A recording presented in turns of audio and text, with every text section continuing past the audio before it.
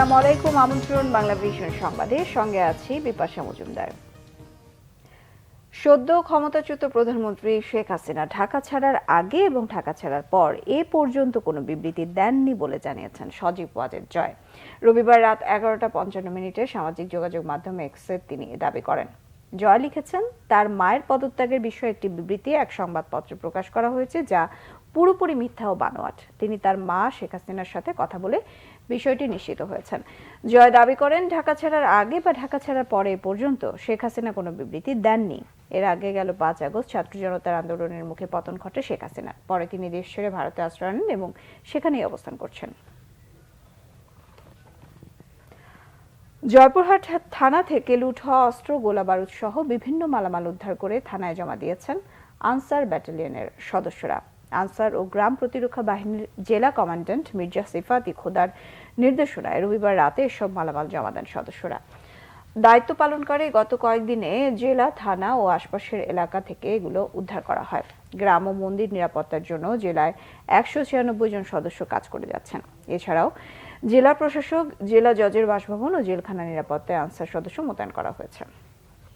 5 August সরকার পতনের পর বিভিন্ন এলাকায় বাড়িঘর, ব্যবসা প্রতিষ্ঠান ও গোডাউন থেকে লুণ্ঠিত মালামাল উদ্ধারে নেমেছে শিক্ষার্থীরা।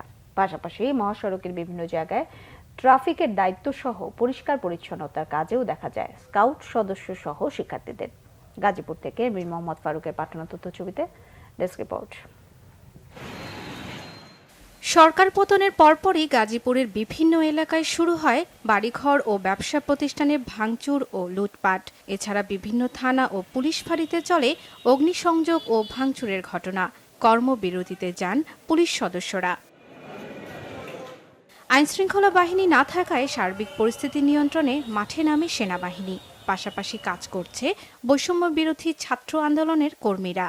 বিভিন্ন এলাকায় ট্রাফিক কন্ট্রোল ও পরিষ্কার পরিচ্ছন্নতার কাজে দেখা যায় শিক্ষার্থীদের। বিভিন্ন প্রতিষ্ঠান থেকে লুণ্ঠন হওয়া জিনিস উদ্ধার করে কর্তৃপক্ষের হাতে পৌঁছে দিচ্ছে তারা। আমরা বিভিন্ন জায়গায় যাই যে অনেক উদ্ধারকৃত মাল উদ্ধার করে দিয়েছি। ছাত্র সমাজের সাথে যোগাযোগ করি, তারা আমাদের সহযোগিতা করে এবং তারা সহযোগিতা করার কারণে গত 2 দিন ধরে আমরা অনেক মাল উদ্ধার করতে পারছি। মহাসড়কে ট্রাফিক পুলিশ না থাকায় যানজট নিরসনেও কাজ করে যাচ্ছে স্কাউটসের শিক্ষার্থীরা। আমাদের দায়িত্ব এটা আমাদের দেশের জন্য কাজ করা, এই জন্য আমরা চেষ্টা করতেছি। আমরা আগামীর প্রজন্ম যদি আমরা মানুষকে না শিখাই তাহলে মানুষ শিখতে পারবে না। আমরা স্টুডেন্টরা ট্রাফিক পুলিশের দায়িত্বটা পালন করতেছি যেন কোনো যাত্রীদের কোনো যানবাহন চলতে কোনো সমস্যা না হয়। সুন্দর দেশ গড়তে শিক্ষার্থীদের এই উদ্যোগের প্রশংসা করছে সাধারণ মানুষ। শিক্ষার্থীদের পাশে থাকার প্রতিশ্রুতিও দেন তারা। আর আমাদের ছাত্র সমাজ যেটা করে দেখাচ্ছে, এটা থেকে আসলে অনেক জিনিস শিক্ষণীয়, যে এইভাবে যে সমস্ত মালামাল লুণ্ঠন হয়ে গেছে তারা সেগুলো উদ্ধার করার চেষ্টা করতেছে, রাস্তায় ট্রাফিকের ভূমিকা পালন করতেছে। এটা অবশ্যই বাংলাদেশের মানুষের এখান থেকে অনেক কিছু শিক্ষণীয় ব্যাপার স্যাপার আছে। আমি আসার সময় দেখেছি যে আমার সিট বেল্ট ছিল না, বলতেছে ভাই সিট বেল্ট একটু বেঁধে নেন। তাদের যে সচেতনতা, এর জন্য আমরা সাধারণ মানুষ তাদেরকে ধন্যবাদ জানাই। যেভাবে ছাত্র ভাইরা এটা যেভাবে এখন কন্ট্রোল করতেছে, এইভাবে যদি আমরা চাই সরকারি প্রশাসন যারা আছে তারা আইসা এটা ধরে রাখবে। দ্রুত দেশের সার্বিক পরিস্থিতি স্বাভাবিক হবে, শিক্ষার্থীরা ক্লাসে ফিরবে, সেই দিনের অপেক্ষা সবার। Bangla vision news desk. কথা বলছে বোবা ইমারত। ইতিহাস ভুলিয়ে দেয়া সদ্য বিদায় ক্ষমতাসীনদের হিংস্রতা ও দানবীয়তা আঁকা হচ্ছে। প্রতিবাদ করলেই সন্ত্রাসী সাজানো খুন হওয়া ভাইয়ের বুকের তাজা রক্তের কথা স্মৃতিতে গেঁথে দিচ্ছে রাষ্ট্র সংস্কারের দায়িত্ব নেওয়া তরুণরা। আবারও নতুন করে জন্মাবে বলে বিপ্লব আর সংস্কার পাশাপাশি হাঁটছে শহুরে দেয়ালে। গ্রাফিতির ভাষায় জাগ্রত রাখবে দ্রোহের পদযাত্রা। বিস্তারিত ফরুক বাবুর রিপোর্টে। পালিয়ে যাওয়া সুবোধ আজ ঘুরে দাঁড়িয়েছে। সূর্য হাতে সে তুলে নিয়েছে লাল সবুজের পতাকা। শহরের দেয়াল জুড়ে সুবোধের প্রতিবাদের সেই ভাষায় আজ মুষ্টিবদ্ধ হাত। ঘুরিয়ে পেঁচিয়ে কথা বলার দিন শেষ। বাক স্বাধীনতা খাঁচা ভেঙে ছুটছে বারুদ হয়ে। শব্দে শব্দে ভাষণ দিচ্ছে, ছবিতে ছবিতে জাগাচ্ছে স্মৃতিকে। যুগ যুগ ধরে বহু মানুষ চেয়েছে বিভেদ তৈরি করতে। জীবনযাত্রা, সংস্কৃতি, ঐতিহ্য যার মধ্যে প্রভাব মিলেমিশে যেতে বাধ্য। সাম্রাজ্যের হস্তান্তর হয়েছে আর স্থাপত্যে পড়েছে তার প্রলেপ। বিপ্লব পরবর্তী সময়ে শিল্প সাহিত্য সংস্কৃতিতে বিপ্লবটাকে জিইয়ে রাখা, বিপ্লবটাকে ধারণ করা খুব গুরুত্বপূর্ণ। কারণ আজকে একটা বিপ্লব হয়েছে, এটা আমাদের পরবর্তী জেনারেশনের কাছে আমরা পৌঁছে দিতে হবে। এটা কীভাবে পৌঁছাবো? শিল্প সাহিত্য সংস্কৃতি যখন বিপ্লবের ছাপটা থাকবে। আমরা দেখেছি যে কিছুদিন ধরে একটা গোষ্ঠী তারা হচ্ছে বিপ্লবের পরবর্তী সময়ে যেখানে যে ওয়ার্ডসগুলো বা যে টার্মিনোলজিগুলো ইউজ করার মাধ্যমে বিপ্লবটা মানুষজনকে পুশ করতেছিল, সেই জায়গা থেকে আমরা দেখি যে বিভিন্ন কুসুম কুসুম কথাবার্তা লিখে এই বিপ্লবের চেতনাটাকে মুছে দেওয়া হচ্ছিল। আমরা ঠিক সেই জায়গা থেকে আমরা আবার বিপ্লবের চেতনা ধারণ করে এমন কিছু কথা আমরা গ্রাফিতি আকারে লিখতে চাই। স্মৃতির রেড সিগন্যালে জ্বলে ওঠে লাল বাতি, যে ফেরেনি আমি নিয়েছি তার খোঁজ। বসন্তের বুক পকেটে খুচরা কথা বিলিয়ে দেয়া হচ্ছে দেয়ালে দেয়ালে। আমাদের আন্দোলনের ওই সময়কার যেই দাবিগুলো ছিল এবং মানুষের মনের যে বাসনাগুলো ছিল, জাস্ট তাদের সেই মনের যে আশা ভরসা, সেই প্রতিফলনটি আমরা দেখতে পাচ্ছি দেয়ালে ফুটে উঠতেছে বিভিন্ন স্লোগানের মাধ্যমে। মুগ্ধ যে পানি দিতে গিয়ে যে সে আজকে শহীদ হয়েছে, ঠিক আছে, সেই মুগ্ধকে যেন আমরা ভুলে না যাই, সেই রংপুরের যেন আবু সাইদকে আমরা ভুলে না যাই, এবং আমরা এই গ্রাফিতির মাধ্যমে বাংলাদেশের যেই ল্যাগিংসগুলো রয়েছে, দুর্নীতি, ঠিক আছে, ঘুষ, এইগুলোর জন্য আমরা এই গ্রাফিতির মাধ্যমে প্রতিবাদ করতে পারি। শিক্ষকদের সর্বনাশা নীতি, রাজনীতি, রাষ্ট্র সংস্কার, দুর্নীতি, এর বিরুদ্ধে ঐক্যবদ্ধভাবে রংতুলির আঁচড়ে চলছে প্রতিবাদ। ইট হাতে পুলিশের বারুদের সামনে দাঁড়িয়ে থাকা শিক্ষার্থী থামায়নি তার গর্জন। শহরের দেয়ালে দেয়ালে গ্রাফিতির মাধ্যমে রঙের মুগ্ধতায় জানান দিচ্ছে রাষ্ট্রের ধ্বংসাবশের কথা।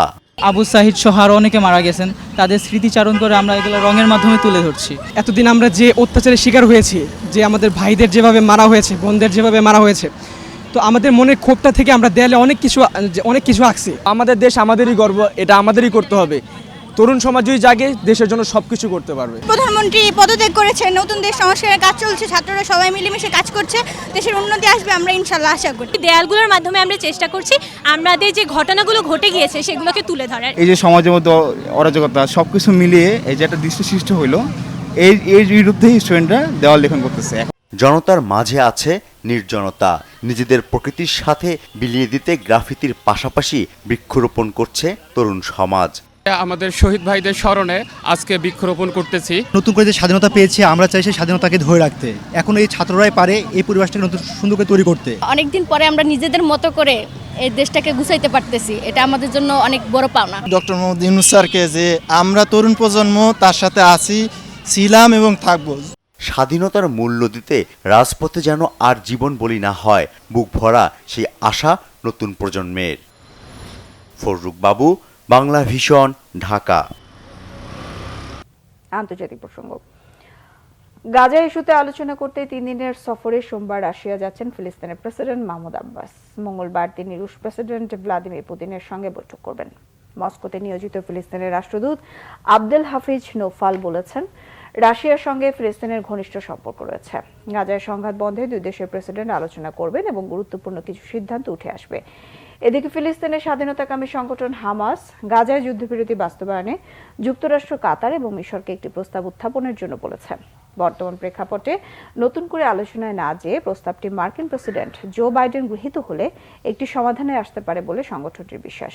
অন্যদিকে গাজা দখলী উপত্যকাটির আশ্রয় শিবিরে একের পর এক হামলা চালাচ্ছে ইসরায়েলি সেনারা। নতুন করে নুসাইরাত শরণার্থী শিবির এবং জায়ান্ডায় 4টি বাড়ি গুঁড়িয়ে দেয় তারা। খান ইউনিসে হত্যা করেছে 3 ফিলিস্তিনিকে। জাতিসংঘ বলছে, খান ইউনিসে তৃতীয়বারের মতো ইসরায়েলি অভিযানে ৭৫,000-এরও বেশি মানুষ বাস্তুচ্যুত হয়েছে।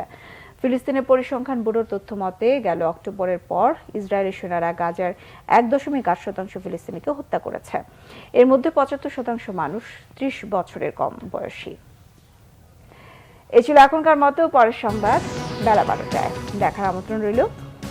এছাড়া বাংলা ভিশন সংবাদ ও সংবাদ সংশ্লিষ্ট অনুষ্ঠান দেখতে ভিজিট করুন www.bbnews24.com ও facebook.com/banglavishnnews। সাবস্ক্রাইব করুন youtube.com/banglavishnnews। সঙ্গে থাকায় ধন্যবাদ।